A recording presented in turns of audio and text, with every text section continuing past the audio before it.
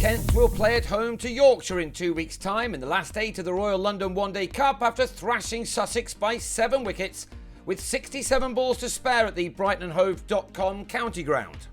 From winning the toss, everything went right for the visitors. Matt Coles had Luke Wright out with his third delivery, a lifter, and he also removed Luke Wells with another beauty with his 7th as Sussex quickly slumped to 4 for 2. And that became 5 for 3 after 5 overs when Christian Davis was out for a duck, Alex Blake with the catch at mid-wicket off Mitch Claydon. From such a position, it was always going to be a struggle for the Sharks to make anything better than a moderate total, in a competition they will be glad to see the back of this year. Harry Finch and Craig Kachopa were left to do the rebuilding, and to their credit they were able to stick together until the end of the 20th over, in which time they added 68 runs. That partnership was ended by Darren Stevens, Kachopa out for 32. 11 overs passed by without a boundary in a match which had been reduced to 43 overs per side because of morning rain. A glorious summer's day this was not, even though Fynn Hudson-Prentice, in just his second List A game, began to brighten things up. Finch, who's not had a bad competition, finished it off with a 50, but he was out soon afterwards. Coles back on again and striking with his 5th ball back. Hudson-Prentice can also be pleased with his day's work, the 20-year-old giving Will Gidman a wicket just too short of his half-century. 156 for 6 became 156 for 7 3 balls later as Ajmal Shahzad was run out by Gidman trying to get off the mark. Coles was on for his 3rd spell and yet again he struck immediately.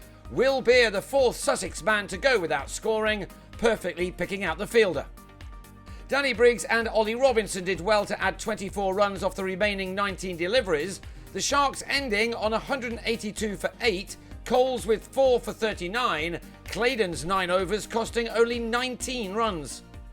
Joe Denley and Daniel Bell-Drummond then made their intentions clear by hitting some early boundaries in the reply, 31 of the runs knocked off by this in-form pair inside the first 5 overs.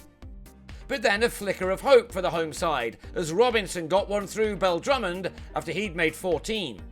Shortly after, a big moment for Aberdeen Sakanda, the 21-year-old debutant with his maiden List A wicket, that of Denley for 24, eventually given out. Those two dismissed batsmen had both scored very heavily in this tournament, which has meant that Sam Billings has scored few runs. Here now was his opportunity to add plenty to the 3 catches he'd taken in the first innings. Halfway through the overs, he was already on his way to a 50, with his side left to get only 60 from the last 20 overs. That half-century duly arrived in the 28th over, a 7th for having the England man raising his bat after facing 60 balls. Sam North East, who'd been moving along quietly, celebrated by smashing the only 6 of the day to help his partnership with Billings up to 103. Billings had made 55 of those when he gave Davis his maiden List A wicket, but now only 29 runs were needed. North East got the majority of those, just his 2nd for, taking him to his 50 off 67 balls. It was a nicely controlled knock from the skipper.